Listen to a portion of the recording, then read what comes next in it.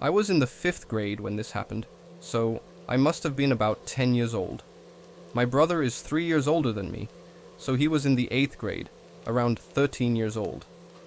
Now, I'm 24 and he's 27, so it's been a long time. Still, I remember these experiences well. I lived on a dirt road in a place with lots of trees, and my grandmother's house was the only neighbor. Even though it might sound a bit disturbing, but nothing scary ever really happened in that remote area. My dad's job required him to work long hours, either during the day or at night, depending on his schedule for the week. This happened when he was working the night shift, so he would be away from 7 p.m. to 7 a.m. At that time, it was just me, my brother, and my mom at home. Our grandparents lived nearby, and they were at their home too. It was about 9 p.m., and we were all in the living room, watching TV before bedtime. We could see our grandparents' house and the dirt road through the window. You could spot the headlights of a car coming from far away before you could see the whole car. For some reason, I was looking out of the living room window that night, though I can't recall why. Then, I noticed the headlights of a car approaching, and it was slowing down as it came closer. I want to mention that I always had a fear of seeing something like this. I wasn't just scared of a car slowing down near our houses, but especially at night when you can only see the glowing lights of the car. So, I was getting more and more scared as the car kept slowing down. I thought my fear would go away when the car finally passed my grandparents' house. But the car's headlights only reached the corner of the house and then stopped. I could tell that the car had come to a full stop in front of the house. I quickly told my brother and mom what I saw, and they came to the window to see for themselves. My mom said, not to worry, it might just be someone looking for directions. Back then, I didn't really think about it, but who would go down a quiet dirt road in the middle of the night just for directions? It seemed like a big detour for something like that. We all stood at the window, waiting, and it felt like the time was dragging on forever. My mind was going wild, thinking about all the possible things happening at my grandparents' place. Finally, the headlights got brighter, and the car showed up past my grandparents' house. In a few seconds, it disappeared down the road. Soon after that, our home phone rang. This was back when most people still used landline phones. My mom answered the phone, and it was my grandmother calling. She said that a truck had stopped in front of their house, and a man without a shirt knocked on their door. My grandma opened the door and called my grandpa over. They were polite and asked the man if they could help him with something. The man said he needed my grandpa to give him a ride up the road, but he didn't say where. What made it strange was that there was someone already sitting in the truck's driver's seat, so it seemed odd. My grandpa said no to the man because the situation seemed strange. There was another person in the truck, and the man was acting weird. They were talking to him through a screen door with a spring that separates them. When my grandpa refused, the man got really mad and started shouting while hitting the screen door. My grandparents closed the wooden door, and they watched the man from inside until he got back in his truck and drove away, yelling angry words and threats. After my mom finished talking to my grandma on the phone, she called my dad and told him what happened. Since my dad worked quite far away, about an hour and 10 minutes from home, and because no one was directly threatened with a weapon, he told my mom to call the police. He wanted them to check the woods around our houses to make sure those two guys weren't up to something dangerous. The police didn't find anything, but when my dad was driving home in the morning, he kept a watchful eye out for those strange men. As he turned onto our road, he spotted a skinny, shirtless guy in the bushes near my grandparents' house. This man was holding a crowbar. What really unnerved my dad wasn't the crowbar itself, but the fact that the man was wearing gloves. Maybe he was reading too much into it, but it was still pretty creepy that the guy was out there. We knew a police officer who went to the same Baptist church as us, so my mom called him. He brought another cop along. They both drove their police cars up to the edge of the trees, and used their big spotlights to check the woods. My dad's boat was outside since he didn't have a shed for it back then. Our church friend, who was a cop, got into the boat to make sure no one was hiding in it. After a thorough search of the property, they said they didn't find anything or anyone suspicious, but they told us to call them right away if we saw or heard anything concerning. The main part of the story ends there. However, the next morning, when my mom was driving me and my brother to school, we were going in the opposite direction of where the truck had gone the previous night.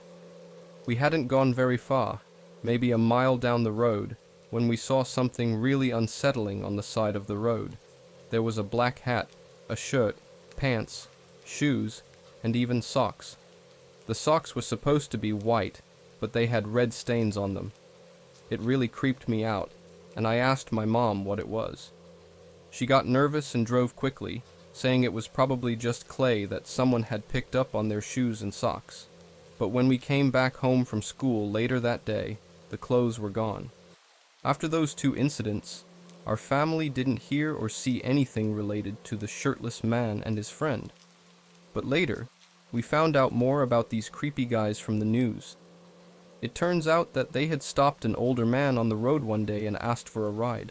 However, they ended up stabbing and beating him severely. When other vehicles appeared on the road, the men ran away, and luckily, the older man survived. What's strange is that these guys didn't seem interested in stealing anything. It was like they were looking for people to harm. It's been about 14 or 15 years since that happened, and I still wonder what might have occurred if my grandfather had agreed to give the shirtless man a ride to who knows where. I live in a fairly secure area, and I have 2 dogs, one of which is a large Doberman, and the other is a poodle. One day I was home alone, as my parents were out for the weekend. Our dogs bark a lot, as they are protective, but our neighbors really hated when they barked, and we would often get notes telling us to keep them quiet. One of the more threatening ones was that they would hurt our dog if we wouldn't keep quiet. So my parents have taken them to a dog kennel to avoid any complications. I was home alone playing video games and watching movies for the weekend. It was the night after they had left, and I was playing a video game. I think it was Rainbow Six. I was playing with a few friends online, and I had a microphone. I had my window open while I was playing, and my friends kept telling me to stop making that squeaky sound. I questioned what they meant, and my friends said they heard a loud banging. I removed my headphones, and that's when I heard the sound of something slamming against the gate. I peered out my window and saw a tall, stocky man with a black hoodie on. So I quickly decided to call 911, still watching the man from the window. I was talking to the 911 operator, and they told me to lock myself in a room, get out of sight, and a police officer was on their way to check it out. But I was overly curious, and it got the best of me, so I decided to keep watching the man. He finally broke the wooden gate off the hinges, but he didn't enter. He just stood there, with something strapped around his shoulder. Upon further inspection, only from the moonlight, I saw it was a hunting rifle. That's when I decided to hide under the bed and listen out for anything. It was quiet, too quiet. A loud shouter broke the silence, which was a back door, smashed, and footsteps following. The intruder entered my house, and it sounded like he was searching for something. He slowly crept up the stairs. I was getting more and more scared. All of a sudden, I heard a police siren, and I made a stupid decision of bolting and trying to escape the house. I started down the stairs and turned a corner and was greeted by the large man. The man grabbed me by the neck, and all I could hear was the police sirens getting louder. The police were knocking on the door, and I was quickly losing breath from the man's grip. The man let go, and I was able to grab his rifle and aimed it at him. I pulled the trigger, but nothing. It didn't fire because I'm a dumbass and the safety was on, but the police shortly kicked down the door and tossed the man. The man was found and charged for breaking and entering and carrying an unlicensed firearm. I'm thankful for my safety, and I know everything could have ended very badly. This happened well over 10 years ago, so I'll try my best to describe the events accurately. One of my childhood homes had a balcony that was attached to both my mother's bedroom and mine via a big double glass door in each of our rooms. Next to the balcony were two trees, one I would often climb up and down from my balcony. This balcony faced out towards the streets. One night when I was 13, my brother and mother weren't home.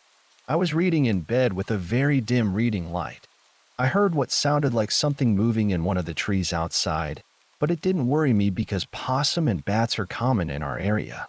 Now I had thin curtains on the glass doors that separated my room and the balcony. As I mentioned previously, the doors face out towards the street, where the street lamp light was always visible through my curtains. Shortly after hearing the rustling noises from the tree, I see a shadow slowly move past my doors, at which point I immediately turn off my reading light and freeze like a deer in headlights. The shadow is tall, so it wasn't one of our neighborhood kids that I'm friends with, and it wasn't my mother, which is 5 feet tall. The person moves slowly, creeping as if they were trying not to be noticed. They wouldn't likely be able to see into my room, but I could see them thanks to the streetlights behind them, creating a dark silhouette. They moved past my doors and out of sight. I sat there, unable to move or even think about what to do, other than being absolutely still. That is until I heard another sound, the sound of someone trying to open the glass door, my mom's doors, to the balcony. I didn't know if she had locked them or not, and I wasn't taking any chances. I moved as quickly and as silently as I could to my bedroom door and locked it. I listened for what the person was doing now. They were still jiggling the glass door handle, but it sounded like the doors weren't opening. I felt relieved. This person surely couldn't get in. All I had to do was wait for them to realize that, and then they would leave, right? Well, I heard light footsteps moving back along the balcony to my side of the glass doors until I saw a shadow stop directly in front of them. Again, I froze. He couldn't see me. He couldn't know that I saw him.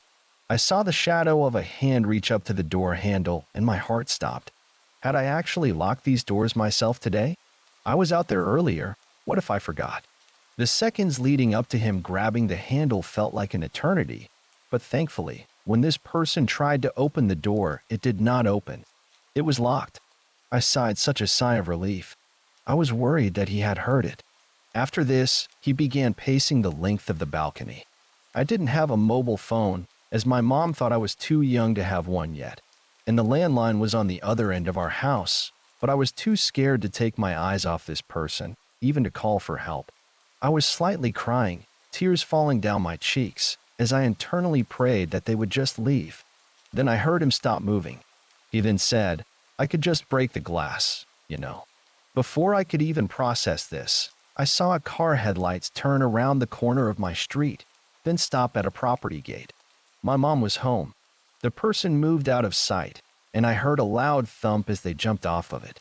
My mom came inside, and I was hysterical and barely coherent in telling her what just happened. Eventually, I got the message across, and she called the police. They never found or caught anyone, but my neighborhood reported a truck in the street that matched the description of a truck that had been recently reported for attempting to abduct a child near my school a block away. Since I walked this short distance daily, the police suspected that he followed me or saw where I lived and waited for me to be home alone. This happened to me about 2 years ago when I was 17. My family went out for the day to go shopping for food, and I stayed home alone. I was in my room playing games on my PC with my headphones on, and I always kept my door closed. After about an hour, I got up to use the bathroom. Both the bathroom and my room are on the second floor, and our house at the time was a 2-story detached house in West Belfast, Northern Ireland. So when I get back to my room, I remember closing the door and continuing to play games.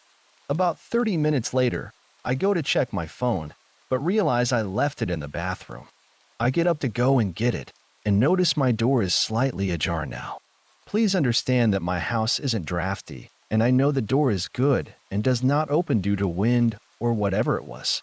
So this catches me off guard, but I reckon that I probably just didn't close it all the way and head out to get my phone. I come back and continue to play, making sure I close the door on my way back in.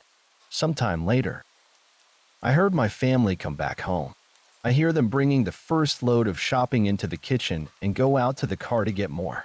When they come back, they call my name and I head downstairs. When I came down, I saw that the back patio door was lying wind open. They asked if I had been out back at any point, and I told them that I hadn't been. We looked outside and saw that one of the deck chairs was pulled over to a lower part of the fence, facing a small area of woodland, leading into another street.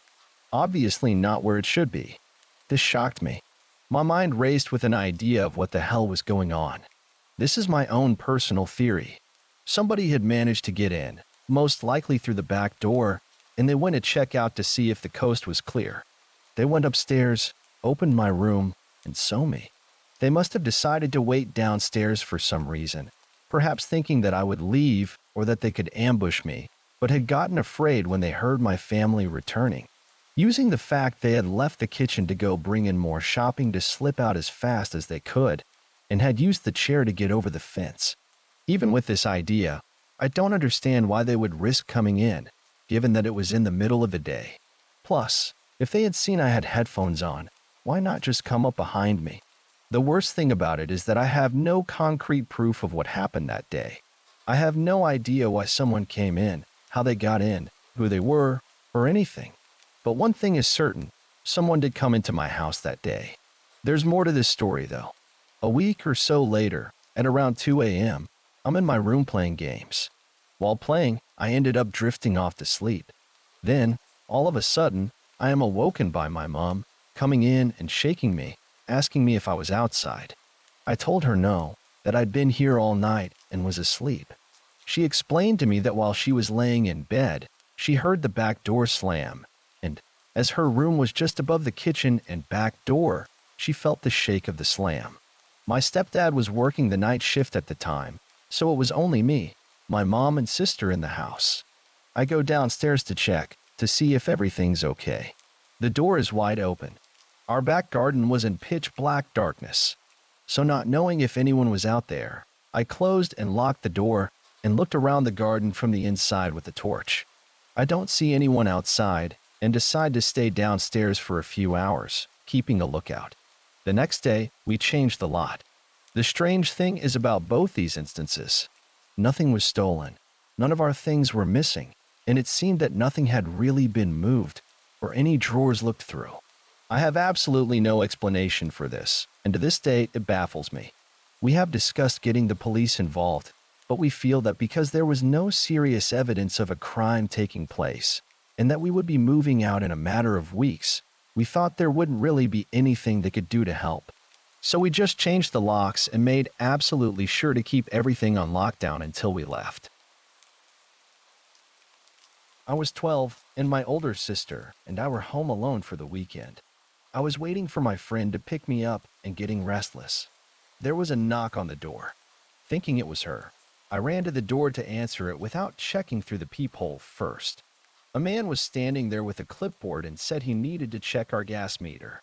I was entrenched in the disappointment of my friend still not arriving yet. So I just told him, "Yeah, sure, whatever you need to do."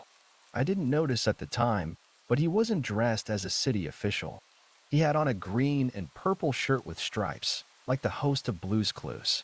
Came in and immediately went upstairs to where the bathrooms were and walked into the open door of my room. The typical girly girl room, with pink and glitter. Thank God my sister came downstairs at that exact moment. She said, "Oh, is that Daphne's dad? Why is he going upstairs?" And I complained about how Daphne wasn't here and was going on about how unreliable she was when my sister cut me off. "Wait, if Daphne isn't here, who is that?" "Oh, he's here to read the gas meters." Her face turned white. She flung the door open and dragged me out, hands clamped around my protesting mouth. She said, "Our gas meters are outside." Neither of us had a cell phone, it being the 60s, and obviously we weren't going into the house to call authorities on the landline. Then my ever-resourceful sister had a stroke of genius. A man was walking by our house, and she motioned him over. She called out loudly into the house, "Oh, Dad, it's good that you're home. A man from the city is here to read the gas meters upstairs." Just as she hoped, the man on the street said, What are you talking about? The man in the striped shirt bolted out of the house. The man on the street asked us repeatedly if we were okay and if we needed him to stay with us until our parents came home. He was very sweet.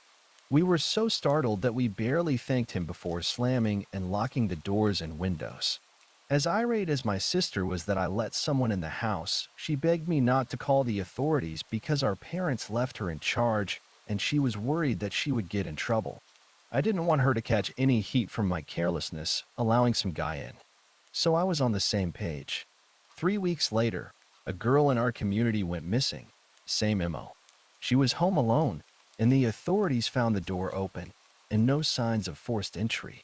My sister and I discussed our options, but deep down we knew we had no choice but to come clean. We told the police everything. I don't know if it ever helped, but they did tell us they had reason to believe that it was the same man. They also tracked down the man that helped us on the street. Turns out we already knew him. He worked at the butcher shop. We just hadn't recognized him. He became a lifelong friend of the family after that. Our parents were mortified.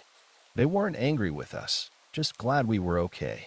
Though they did have to review the rules of caution and didn't leave us home alone for a while. They found the girl and said that she'd been held for a few days and then buried alive. It never caught the man. But fear not. He looked like he was in his late 30s in 1960. So in any case, he has to be dead by now. I thank God every day for my sister's resourcefulness and quick action. This story happened a year ago. I was living with my then boyfriend. Anyways, we lived in a townhouse in the suburbs, pretty safe area. There have been some robberies a couple blocks away, but they weren't common, and I felt pretty safe walking home alone at night. So one weekend, my boyfriend's brother Marshall and his girlfriend Amy and her brother Curtis were visiting. We were all just gonna chill and have a couple of drinks and play video games and relax. My boyfriend had his LSATs, and after a couple of months of studying, he wanted to just relax before the exam. Unfortunately, I ended up getting very sick. It was the worst flu I've ever had. Extreme fever, 1 degree higher than I would have had to go to the hospital. I had nausea, headache, body aches, and all that good stuff. Of course, I didn't want that to stop my friends from having a good time. So they came over anyways, and I just stayed in my room. They went out to eat before they came over. So I was in bed alone watching TV, felt like I was dying. I slept on and off. About 4 p.m., I heard the door open and figured they were back. But when I called up for my boyfriend, no one came up. Even if he was there, he probably wouldn't have heard me, but I knew he would come and check on me as soon as he came back. So I assumed I heard something fall or the neighbors making noises. So I dismissed it and went back to sleep.